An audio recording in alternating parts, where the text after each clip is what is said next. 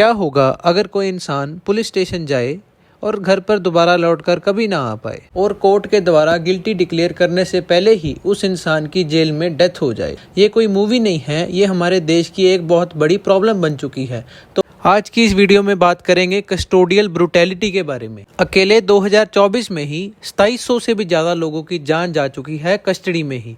इसका मतलब ये हुआ कि हर रोज 7 लोगों की जान जा रही है पुलिस या फिर जुडिशियल कस्टडी में। ग्लोबल टॉर्चर इंडेक्स के द्वारा इंडिया को as a high risk country classify किया जा चुका है टॉर्चर के लिए। अब देखा जाए विक्टिम्स कौन है, तो ज्यादातर पुअर और वीक कम्युनिटीज के, जैसे कि दलित हो गए, आदिवासी हो गए या फिर कुछ माइनॉरिटीज हो गए, और जो कोई भी अफोर्ड नहीं कर पाता लॉयर को, उन लोगों को ज्यादा हर्ट किया जाता है, क्योंकि ना तो उनके पास कोई पावर है ना ही मनी। अब कुछ रियल एग्जांपल्स की बात कर लें तो सबसे पहला केस आता है अजीत कुमार केस, जो कि तमिलनाडु का है। इसमें क्या है कि 27 साल का आदमी जो कि एज ए टेम्पल गार्ड काम करता था, उसे चोरी के केस में अरेस्ट किया गया पुलिस के द्वारा।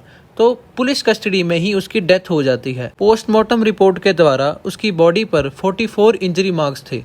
पुलिस ऑफिसर्स को बाद में अरेस्ट कर लिया गया। तो ये एक प्रॉब्लम और क्यों बढ़ती जा रही है? तो सबसे पहला कारण है कि राइट नाउ इंडिया में कोई भी ऐसा प्रॉपर लॉ नहीं है जो कहता हो कि पुलिस या फिर जेल ऑफिशियल्स किसी को भी टॉर्चर नहीं कर सकते। दूसरा कारण ये है कि इंडिया ने अभी तक यूएन टॉर्चर ट्रीटी को साइन नहीं किया, जो कि कहता है कि टॉर्चर को बिल्कुल ही खत्म कर देना है और लोगों के राइट्स को प्रोटेक्ट करना है। अब सिर्फ पुलिस कस्टडी की ही बात की जाए तो 1800 लोगों से भी ज्यादा लोगों की जान जा चुकी है 2000 से लेके 2020 तक, और सिर्फ 26 पुलिस ऑफिसर्स को ही पनिश किया गया है, जो कि बहुत ही स्मॉल नंबर है 1800 के कंपेरेटिवली। ये भी एक वन ऑफ दी बड़ी प्रॉब्लम है। एक और भी बड़ी प्रॉब्लम है कि जो NHRC है उसके पास रियल पावर नहीं है कोई भी।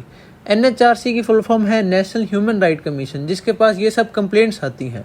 उनकी जो एडवाइस है वो कंपलसरी ही नहीं है। ये कमीशन किसी को भी डायरेक्टली पनिश ही नहीं कर सकती।